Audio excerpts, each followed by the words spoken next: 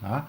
Deixa eu ir para frente aqui para vocês terem uma ideia, né? Então, na realidade, aqui está sendo mostrado o glicerol, o carbono 1, carbono 2, carbono 3 do glicerol, as três hidroxilas já ligadas com a carboxila, já formando a ligação éster com ácidos graxos.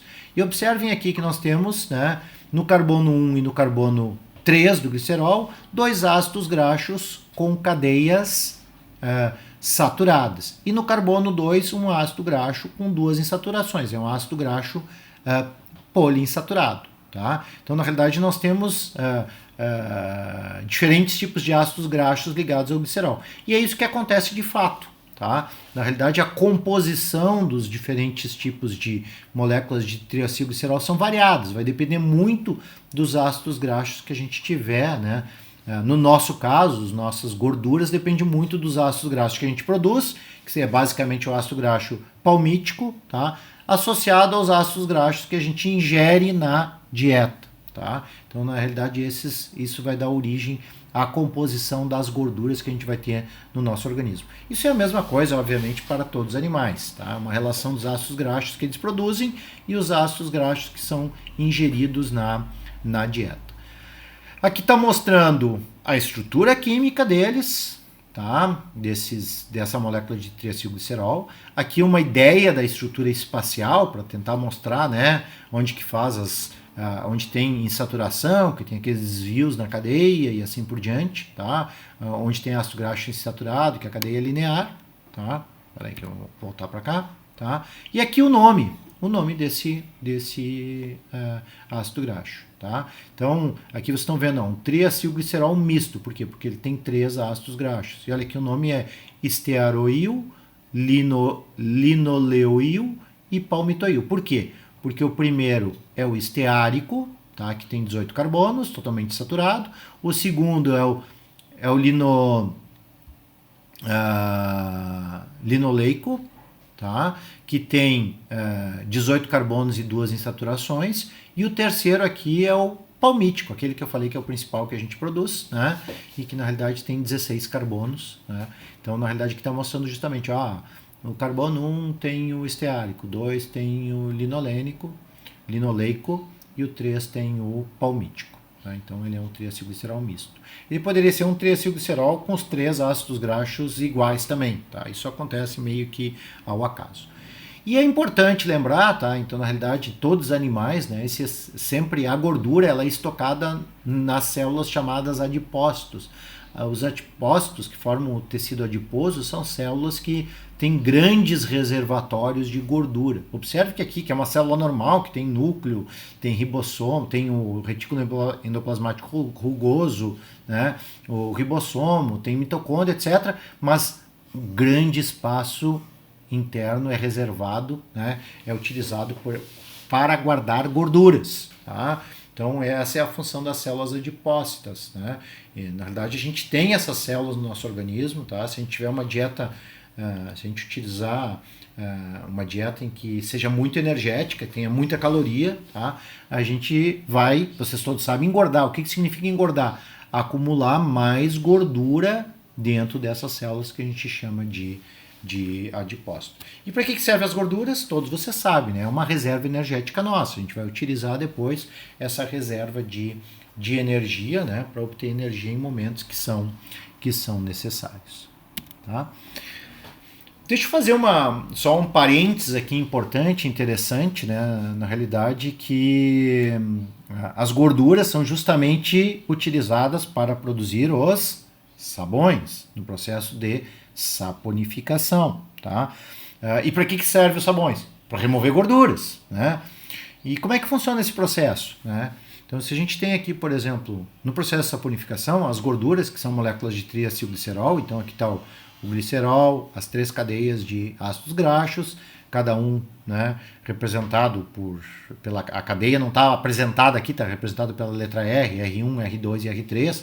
Vamos supor que fosse essas 3 cadeias aqui, esteárico, linoleico e palmítico, por exemplo. Tá? Estariam representadas aqui 1, 2 e 3. Tá? Como é que se produz sabão? Se pega, por exemplo, óleos, ou, sei lá, pode ser tanto